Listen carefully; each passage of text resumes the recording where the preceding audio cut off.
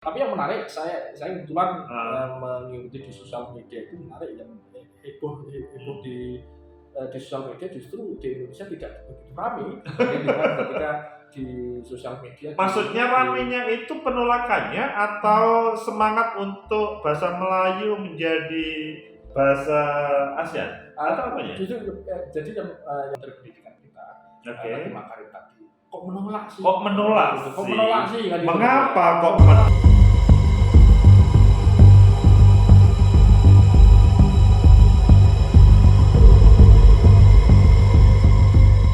Assalamualaikum warahmatullahi wabarakatuh.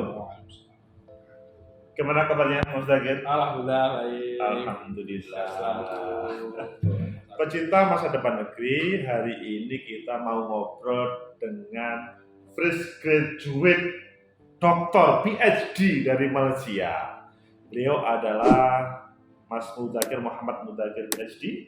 Selamat atas PhD-nya. Terima kasih.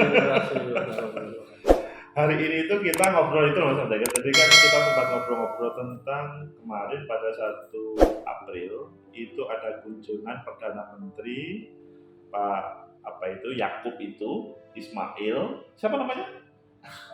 Ismail Yakub itu datang ke Indonesia dan mengajak bagaimana bahasa Melayu itu menjadi bahasa dari ASEAN.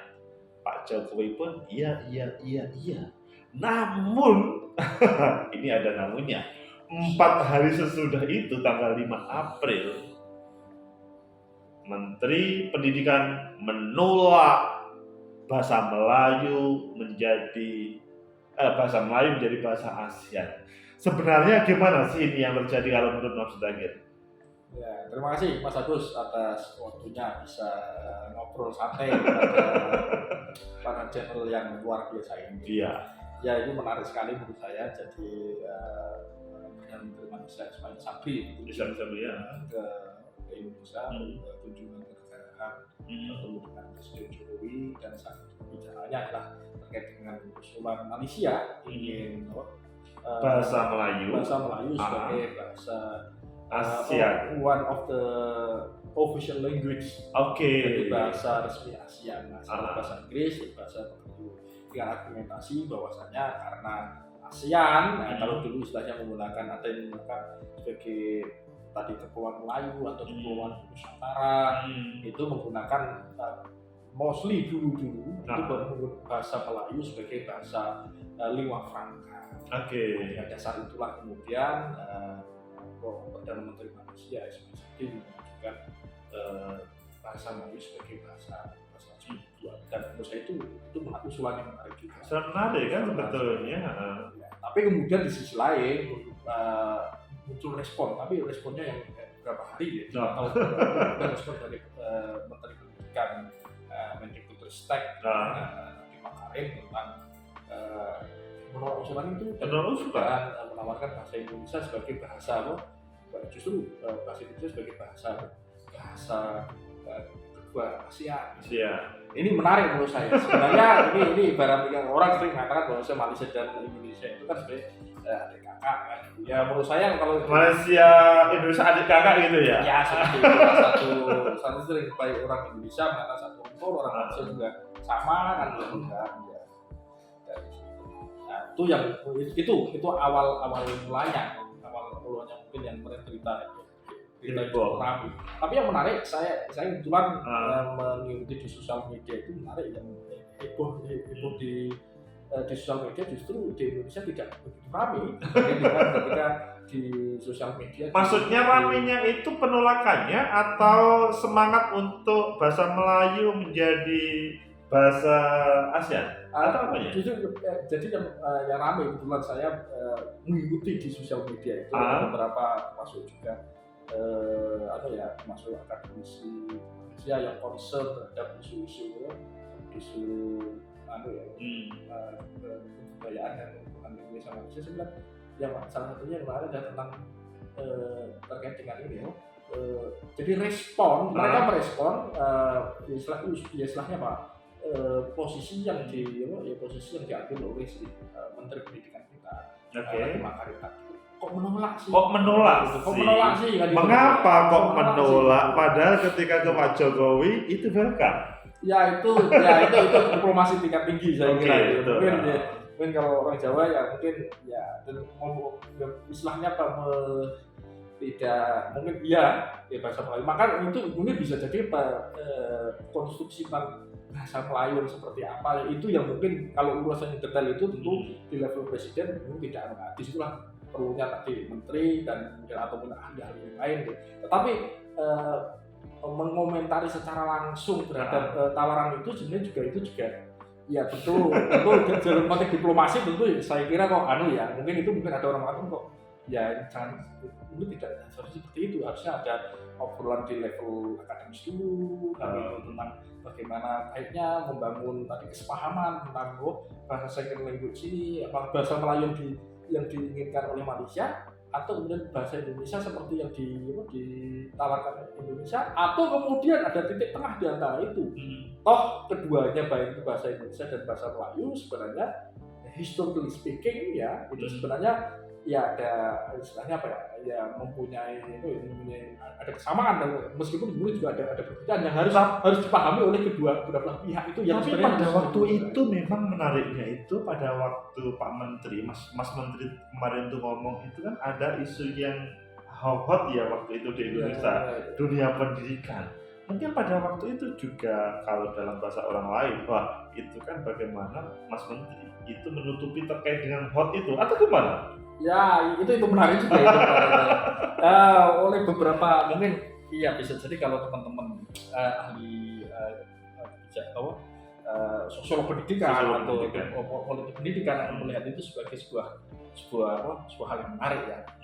Pertama sebelum Mas Menteri ngomong itu kan salah satunya Kementerian Pendidikan ingin mengusulkan RUU Sisdiknas yang sebelumnya ramai yang sempat ramai khususnya teman-teman pesantren kan? Ya itu salah satunya ya. Tapi terkait dengan isu terkait dengan urgensitas tentang perlunya percepatan untuk melakukan revisi itu. Terus kemudian ada beberapa kelompok dari masyarakat organisasi kemasyarakatan yang concern terhadap pendidikan itu yang kemudian mencoba untuk terkait dengan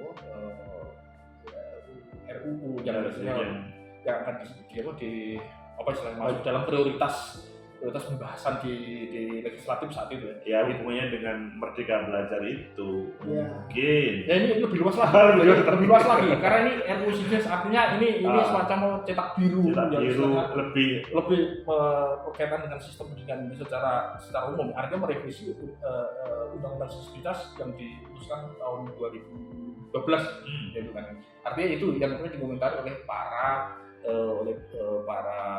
istilahnya organisasi yang concern pendidikan seperti ada kalau nggak salah ya baik itu dari berbasis agama maupun organisasi profesi seperti guru PGRI dan waktu itu memang serius teman-teman yang protes kan serius kan ada mereka tidak istilahnya proses ini orang dari kelompok yang menganggap tidak istilah menyorot itu yang mungkin agak tidak perlu tergesa-gesa, perlu ada kajian secara serius yang melibatkan seluruh stakeholder pendidikan kan itu kan, yang terbuka kan itu yang pilihan yang itu kalau kemudian ada yang mengatakan bahwa ada momentum itu, ya di sisi lain awalnya Menteri Pendidikan Nasional kan istilahnya Kementerian Pendidikan Nasional, istilahnya mendapat kritikan luar biasa. Tapi ketika ada momentum kalau ini analisis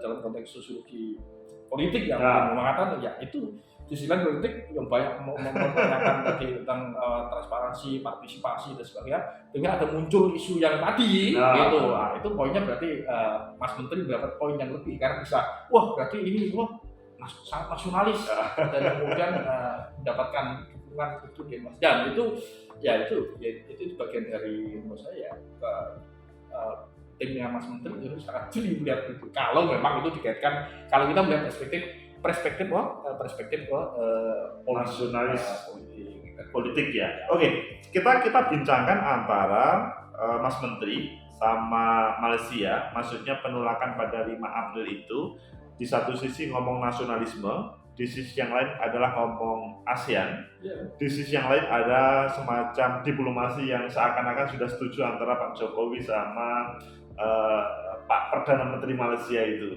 Ini kan kalau ngomong nasionalisme, apakah ketika kita ASEAN, maksudnya Indonesia menyetujui itu bahasa Melayu itu adalah bahasanya ASEAN, itu apakah akan mengganggu nasionalisme? Ya sebenarnya pertama kita harus berkonstruksi nasionalisme. Tapi menurut saya nasionalisme yang kita bangun seperti yang kata Luis sekarang ada nasionalisme yang adil, yang bersifat dari kemanusiaan. Itu yang menurut saya humanisme. itu menarik. Jadi bukan nasionalisme chauvinisme tidak. Tapi dalam konteks ini menurut saya ini kita harus lihat, menurut saya lebih dalam kajian tentang isu tentang menjadi bahasa ini menjadi bahasa resmi di ASEAN. Menurut saya itu gagasan bagus, apakah itu bahasa Indonesia atau bahasa Melayu. Menurut saya itu usulan yang bisa cukup progresif. Tetapi menurut saya perlu istilahnya apa ya, kedua belah pihak menurut saya harus duduk secara bersama-sama, baik itu pihak ya dari Malaysia, Indonesia, atau kemudian yang mempunyai bahasa yang memiliki kemiripan. Tapi memang gini, teman-teman Malaysia itu kan sempat mengatakan ya Melayu itu kan bukan hanya Melayu Malaysia ya, Melayu Indonesia, Melayu Singapura, Melayu Brunei. Itu kalau pemahaman Mas Mudakir sebagai orang yang pernah hidup di sana, dengan orang-orang yang Indonesia yang sebetulnya bagian dari Melayu, mungkin ada cara pandang yang berbeda nggak terkait dengan apa sih Melayu, sampai kemudian ketika ada tawaran Melayu, bahasa Melayu jadi bahasa ASEAN itu kemudian ada penolakan oleh Mas Menteri. Nah itu menarik. Pertama ini, jadi ini yang kita perlu memahami baik itu dua belah pihak ya. Orang bagaimana orang Malaysia melihat konstruksi berpikir orang Indonesia, konstruksi berpikir yang tentunya tidak bisa lepas dari historisitas panjang juga. Sama halnya juga kita melihat Malaysia, juga melihat dari perspektif Malaysia juga, gitu. Dan juga dari perspektif kita. Jadi kita harus berpikir secara dialektik, ya. Baik itu agar tadi kita bisa mencoba untuk memahami satu dengan yang lain. Kalau kita hanya melihat dari perspektif kita dan sebaliknya mereka dari mereka sendiri dan tidak mencoba untuk passing over atau istilahnya mencoba untuk menyelami dengan antara keduanya. Memang menurut saya ada institusi logik atau logika kelembagaan yang berbeda. Itu yang harus dipikirkan. Pertama tentang konstruksi Melayu. Pertama konstruksi Melayu. Seperti apa konstruksi Melayu itu? Ini yang menurut saya menarik. Jadi di kalangan pemikir Malaysia maupun juga para pengkaji tentang Malay Archipelago ya, atau kepulauan Melayu atau kepulauan Nusantara sering mengatakan Melayu itu sebagai sebuah identitas ada identitas ras. Artinya yang bisa identitas ras Melayu di Nusantara itu di Nusantara. Jadi kita mengatakan kita sebagai bagian dari Melayu juga. Itu konstruksi ilmu pengetahuan dalam hal itu. Tapi artinya apa? Ya orang yang dari ras ya, atau kemudian juga bahasa yang digunakan tadi kan, yang kemudian memiliki share pengalaman kebudayaan yang sama. Artinya bisa jadi ya kategorinya apa? Itu bahasa lain itu maha rumpun lah itu, maha wangsa itu. Meskipun di bawahnya ada istilahnya. Jadi di atasnya etnik, ada yang mengatakan seperti itu. Di atas etnik.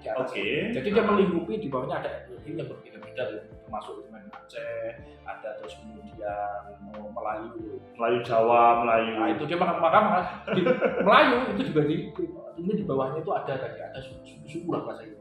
Itu konstruksi yang mengatakan bahwa mengatakan bahwasanya jangan heran kalau kemudian ya kita dianggap sebagai orang yang dianggap sebagai berarti kita Melayu, tapi Melayu yang itu cara berpikir yang mereka istilah Melayu itu istilah yang semacam istilahnya mahawangsa atau rumpun besarnya bahasanya gitu lah.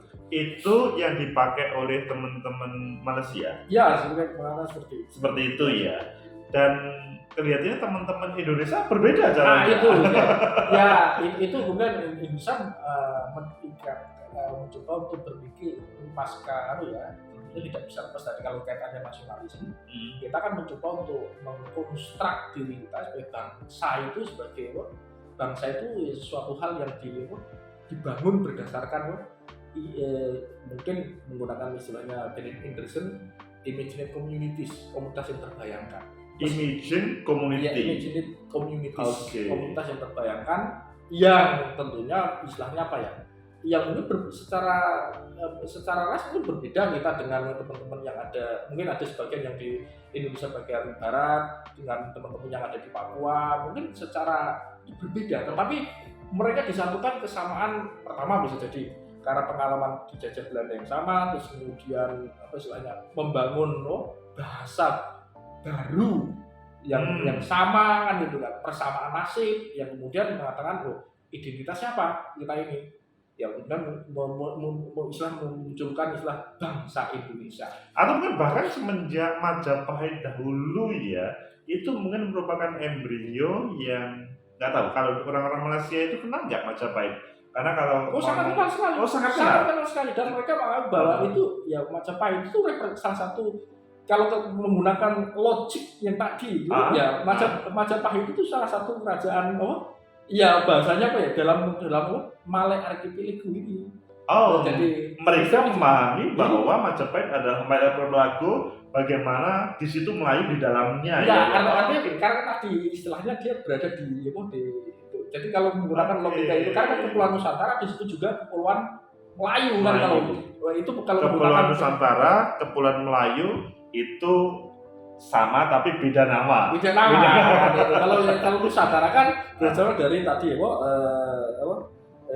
kitab Negara Kartagama itu itu jadi sebenarnya ini yang menarik menurut saya. Jadi dan itu Nusantara sangat dikenal sekali oleh teman-teman di Malaysia ya. Dan itu juga bagian dari kebanggaan mereka juga sebagai bagian dari rumpun Melayu yang bisa itu ya. Jadi sebetulnya teman-teman Malaysia itu juga sadar ya mereka adalah bagian dari Nusantara atau sebetulnya satu keluarga dengan orang-orang Indonesia begitu ya. Jadi istilahnya memang apa ya? Ya itu yang menarik. Jadi itu yang menurut saya bagian dari mereka mengatakan ya Sriwijaya dan sebagainya, Sriwijaya terus kemudian Majapahit itu ya bagian dari proses. Karena dulu kita belum ada negara bangsa kan itu. Betul. Itu kan belum ada modern. Artinya ya antara satu kesatuan itu kan orang berpindah satu dengan yang lain itu kan tidak perlu menggunakan paspor, tidak perlu, tapi artinya mereka ya bisa jadi satu dengan yang lain. Bahkan oleh beberapa ada ahli dari Thailand yang dari Thailand Selatan mengatakan Nusantara atau Kepulauan Melayu itu ya Filipina, terus kemudian juga sebagian di Asia Pasifik dan sebagian sampai ke Madagaskar. Teman-teman Thailand Selatan juga begitu. Kalau teman-teman nanti bisa lihat dia ada grup di kayak Facebook di Nusantara, dia mau menunjukkan bahwa inilah Kepulauan Nusantara. Bisa lihat dari jadi Kepulauan Nusantara atau istilahnya apa ya, Melayu gitu Mas. Dari konteks yang luas, bukan sebagai Melayu sebagai suku bukan, tapi Melayu sebagai sebuah kategori istilahnya apa ya, peradaban perantauan atau istilahnya Nusantara. Jadi menjadi masalah itu kalau tadi cara pandang teman-teman yang ada di Indonesia itu berbeda itu tadi. Ya. Meskipun juga mungkin bisa jadi di Malaysia juga ada cara yang berbeda juga mungkin. Mungkin yang melihatnya yang sempit juga sama di Indonesia juga mungkin juga ada juga. Ya namanya kan masyarakat ya makanya perlu yang kita istilahnya untuk saling share pengetahuan kan. Memang itu sebelum negara bangsa itu kan kita ya istilahnya ibaratnya ya contoh ketika Malaka dikuasai oleh Portugis kan kerajaan Demak juga ikut support untuk membebaskan Malaka. Artinya itu ada koneksi secara secara kultural, secara sebagai bagian dari Nusantara itu. Dan juga sama ketika mungkin kalau kita kembali lagi ketika peristiwa perang ketika VOC perang melawan Sultan Hasanuddin, terus kemudian kemudian kalah ya Sultan Hasanuddin, banyak kemudian orang-orang bangsawan dari Goa itu kemudian sebagian ada yang ke Jawa, yang kemudian ke Jawa Timur, terus kemudian ke Banten, dan kemudian ada yang kemudian ke ke Johor kan. Oke. Jadi sebenarnya kita kan ya ibaratnya ya dulu yang kemudian sekarang tidak heran kemudian orang-orang Bugis banyak yang kemudian didirikan Bugis tapi kemudian ya sudah Melayu. Bugis tapi Melayu. Ya, Melayu jadi yang kemudian seperti mantan Perdana Menteri Malaysia yang Tun Abdul Razak dan Najib Razak itu kan keturunan mereka mulai biasanya Bugis Melayu kan gitu ya, karena itu keturunan yang tadi yang padahal itu adalah Perdana Menteri Malaysia kan. Nah kalau yang satunya lagi Hamid Zaidi mantan Menteri Pertahanan itu juga itu kan orang jadi kakek-kakeknya dari Purwokerto dan Purworejo kan itu. Dia mengatakan ketika diwawancara ya itu artinya bisa jadi itu bagian dari ya artinya dulu kan belum istilahnya apa ya mereka merantau ya. Kalau Najib itu tadi mungkin bagian dari Diponegoro pada waktu itu sebelum itu sebelum Ponorogo, sebelum diulangan di Ponorogo itu tahun itu abad ke 15-16. Jadi banyak diaspora termasuk itu kan seiring dengan Syekh Yusuf Mansur yang kemudian Syekh Yusuf yang kemudian ke Banten dan kemudian ketika Banten juga ketika Salahuddin ditaklukkan terus kemudian dia ke Banten dan Banten sudah melakukan perlawanan juga ternyata juga kalah dan dibuang ke Sri Lanka. Ketika di Sri Lanka terus dibuang lagi ke Afrika Selatan. Jadi dalam konteks ini jadi orang Melayu atau orang Nusantara itu juga sampai ke Afrika Selatan itu ya sekarang ini. Dan kemudian Nelson Mandela kan pernah mengungkapkan itu, jadi spirit itu ya perjuangan itu juga didapat dari Nusantara dari yang sekarang ini Indonesia dan Malaysia, Brunei dan sebagainya itu sebelum ada istilah negara bangsa. Kita kan negara bangsa ini kan ya abad ke 17, 18. Iya. Jadi menarik ya ketika tanggal 1 April Pak Jokowi sama Pak Perdana Menteri Malaysia Pak Yaakob itu terkait dengan menjadikan bahasa Melayu sebagai bahasa ASEAN, namun di level selanjutnya menjadi trompo. Ini pasti. Kalau respon teman-teman Malaysia pada waktu itu gimana? Ya, saya lihat di Facebook itu menyayangkan ya. Oh, di Facebook ya. Jadi yang disayangkan itu adalah MOU, bukan MOU sih sebetulnya. Diplomasi Pak Jokowi sama Pak Perdana Menteri atau Mas Menterinya yang disayangkan itu oleh teman-teman Malaysia.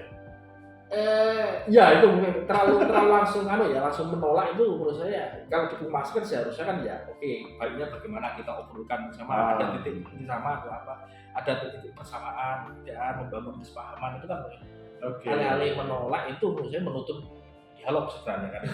Itu bagus, tapi setelah beberapa hari setelah itu kemudian ada akademi profesor Malaysia kemudian mengundang profesor di Indonesia untuk berbicara itu dan sebagainya. Jadi itu lebih menarik, artinya akademisi yang berbicara. Jadi para akademisi, ahli bahasa, ahli sejarah bersama-sama duduk bersama, istilahnya mencari common platform atau kalimat sawah ya di antara itu kan. Oh itu artinya ya, tapi juga di sisi lain juga ada ya memang gini, ada perbedaan itu ya, baik itu pengetahuan di orang Malaysia terhadap Indonesia atau orang Indonesia terhadap Indonesia kan itu. Ada yang mengatakan orang Indonesia bahasa Indonesia itu beda dengan bahasa Melayu ya. Bahasa Indonesia berbeda dengan bahasa ya, di sisi lain gini kok. Ini kita perlu ya. Di sini memang berbeda. Ya. Tetapi juga ada yang sama. Iya. Gitu.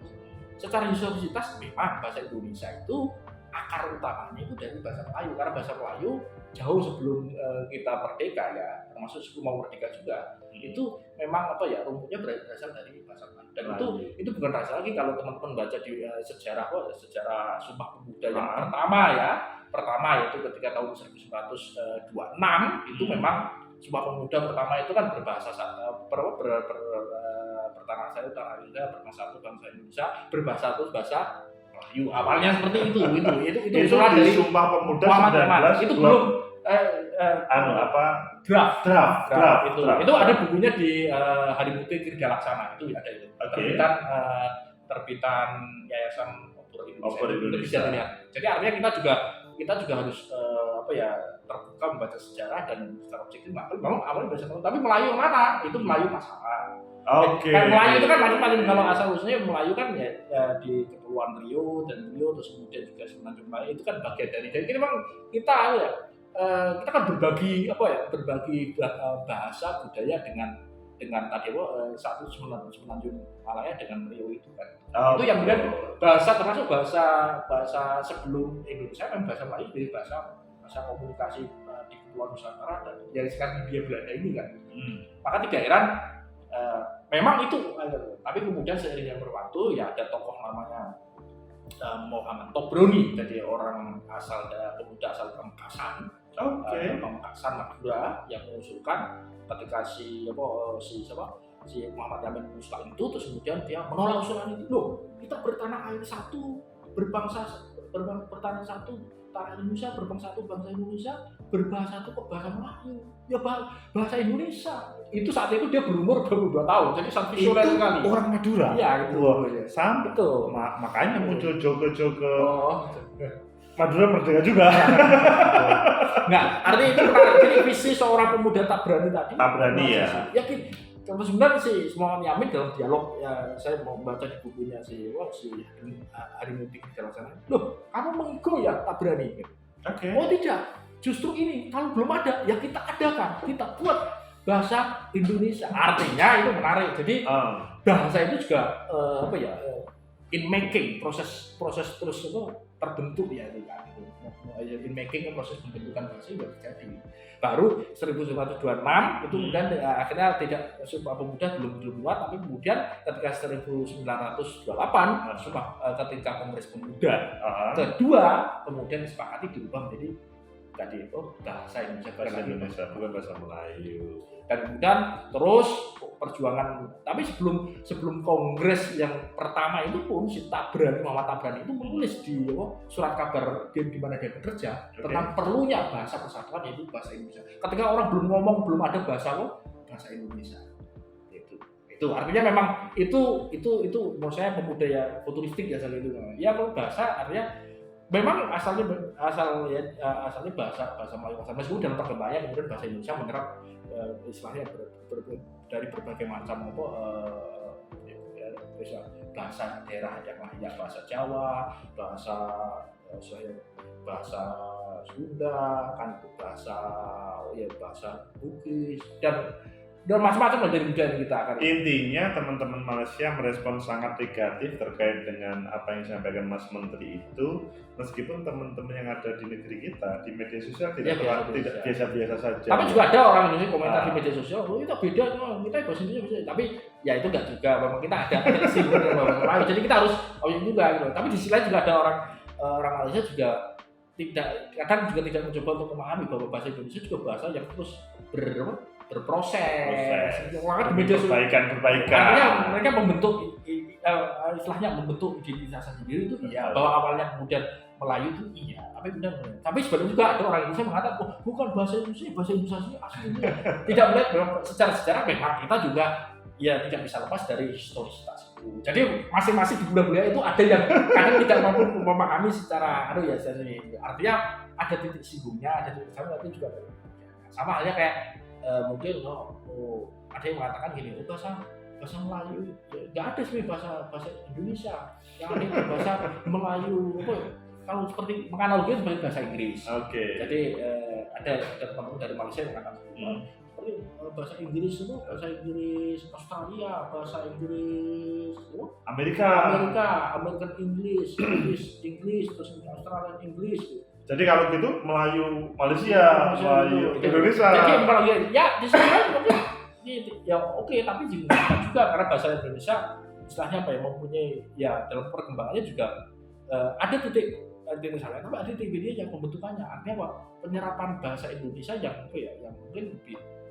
fleksibel dan lebih perkembangannya lebih mungkin dibanding sering teman-teman Malaysia mengatakan lebih iya, karena contoh bahasa Indonesia memang termasuk istilahnya menyerap dari berbagai macam bahasa selain bahasa daerah, tapi bahasa luar juga bisa juga, dan kemudian juga bahasanya juga untuk bahasa agama itu juga lebih terbuka gitu maksudnya.